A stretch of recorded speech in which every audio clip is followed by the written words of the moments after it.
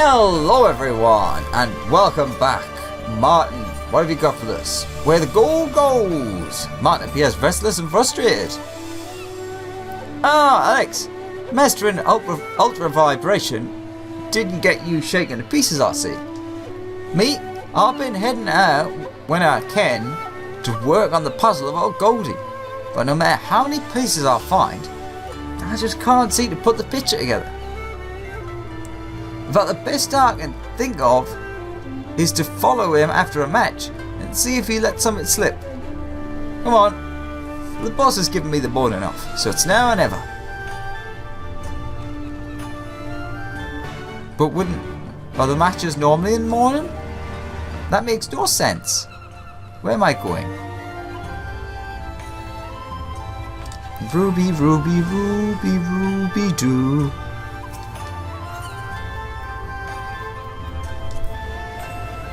Ruby, Ruby, Roo!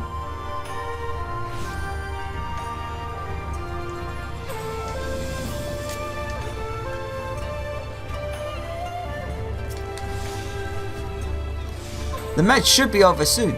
Let's stay outside and wait for our friend, shall we? Sounds good.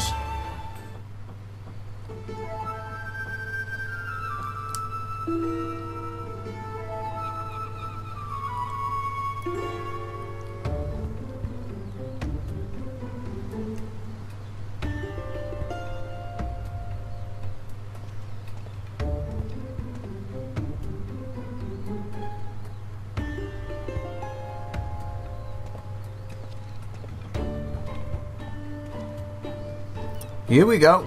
Not too close now.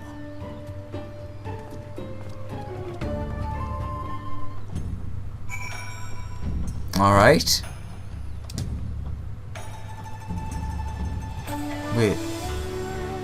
Right. So, by not too close you mean just skip the entire following section.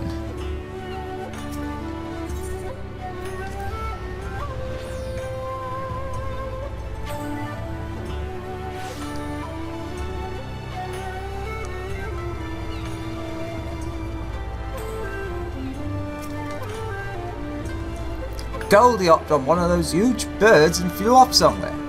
The handler tell me that he's bound straight for a village called Namai and pays extra for the unusual route.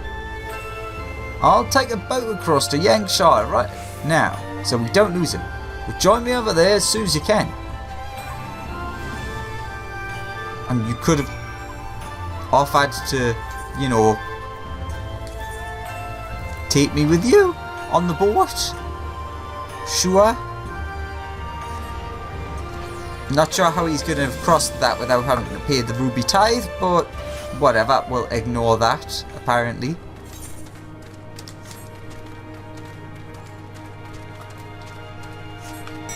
Oh, I've still got Quay out.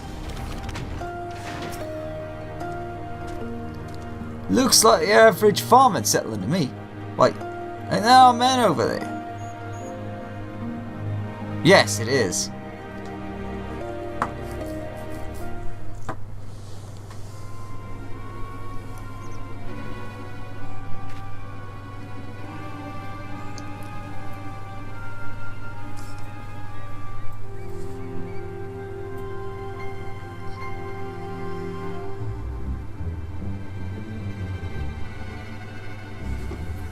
Yeah, a bit of an odd one, ain't he?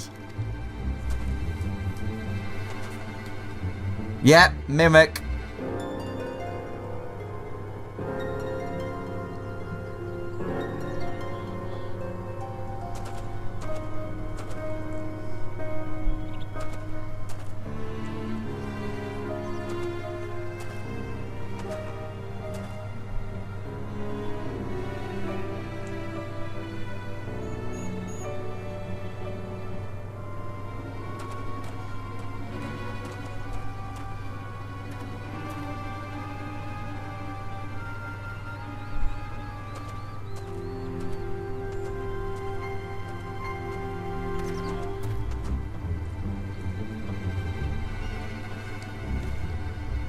Huh.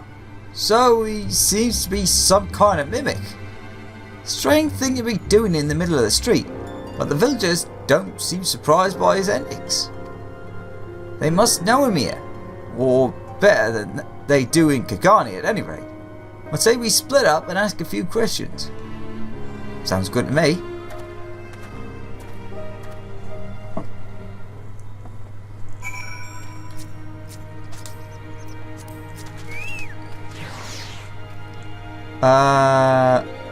Over yonder way.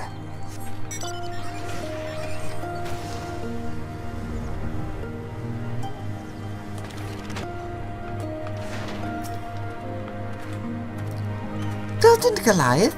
I've never heard that name. Maybe you could ask one of the grown-ups.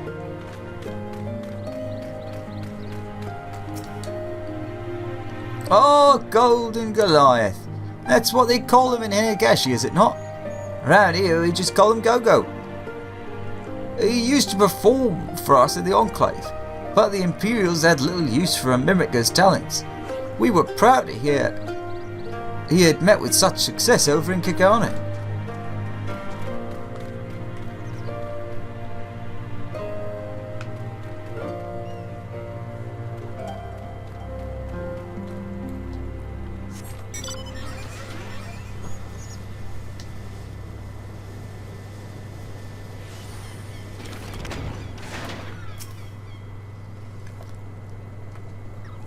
Who?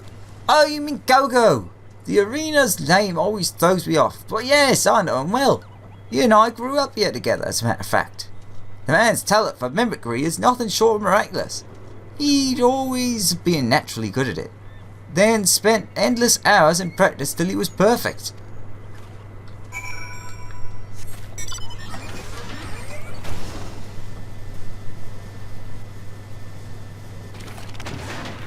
Oh, you're not there. Maybe pay attention to the map.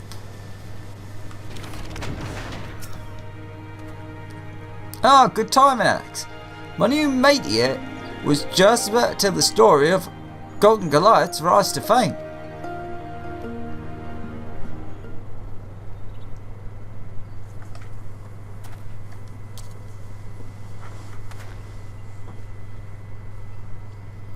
Well, it all goes back to the time I was an impresario.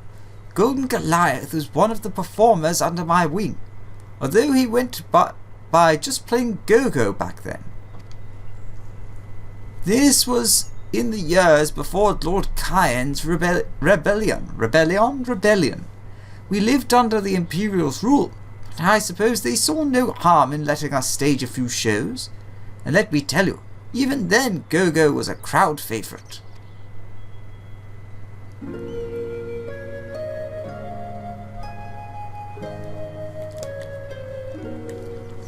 They couldn't get enough of him. With little more than a glance, he could mimic any gesture or expression with jaw-dropping exactitude.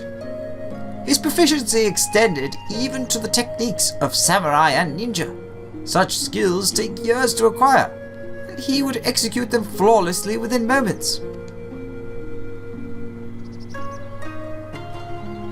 There was once an enraged samurai lord who sought to cut him down for his impudence, but Go-Go replicated the attack so swiftly that the swordsman found himself on the defensive. In that moment, we witnessed him elevate the act of mimicry from performance art to martial art. The brutal suppression which followed Lord Kyan's uprising, however, marked an end to such entertainments.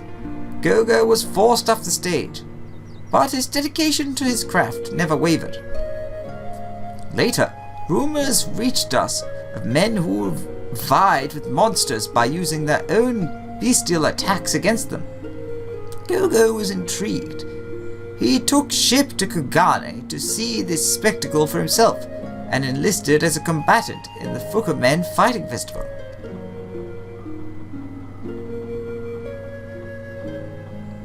For one such as Go-Go, imitating the art of blue wizardry was simplicity itself.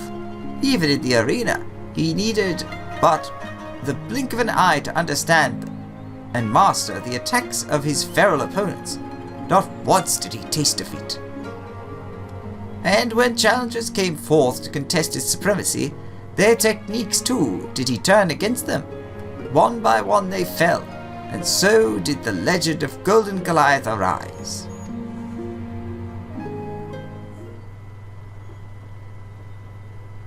This is all I can tell you for now. As for the next chapter of Go-Go Saga, well, that is something we all look forward to hearing.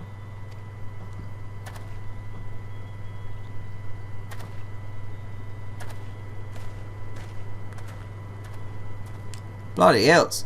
From the way the old man describes it, Goldie's mimicry sounds like a more advanced form of blue magic.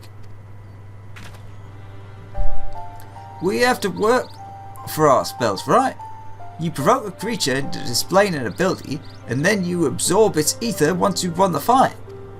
But Goldie skips past the last bit and picks up new tricks almost immediately. And it doesn't even need to be a monster. Swordplay, spellcrafting, anything an opponent throws at him, he can learn. Just copying their movements wouldn't be enough.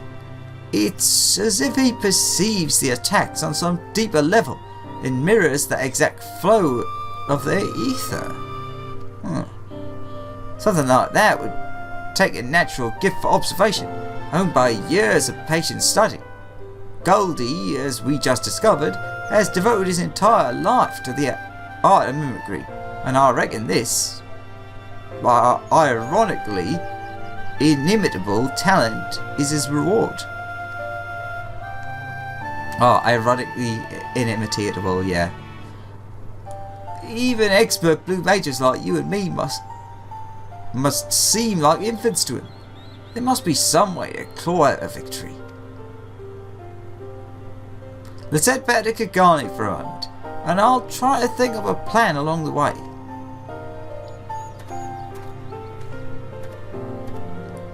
I told you in the last fight, it's fairly simple. You just stay on the offensive with like brand new things over and over. It'd be too much for him to handle.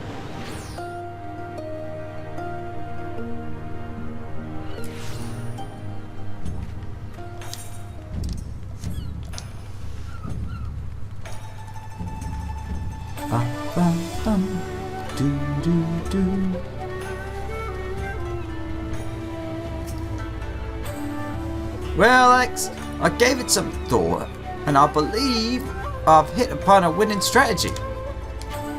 Goldie's mimicry is a formidable weapon. There's no doubt about that. But just because he's learned a bunch of spells and stuff doesn't mean he knows the best way to use it. Footwork and flexibility, that's what's important. But he also has shown that he learns that as well. And when it comes to battle instincts, I think I have the upper hand over a sub-stage performer. It'll just be a case of dodging his attacks, while making sure I land a good walloping of my own. He won't even know I hit him. Speaking of improvements, why don't you see about learning Ethereal Spark? I'll be too busy training for my grand rematch. Anyway, well, once I'm done serving tea.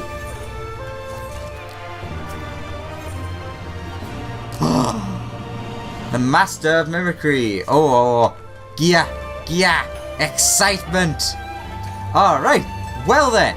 Thank you very much for watching. Hope you enjoyed. I'll see you in the next one. We're getting our gear. Yes. Bye bye.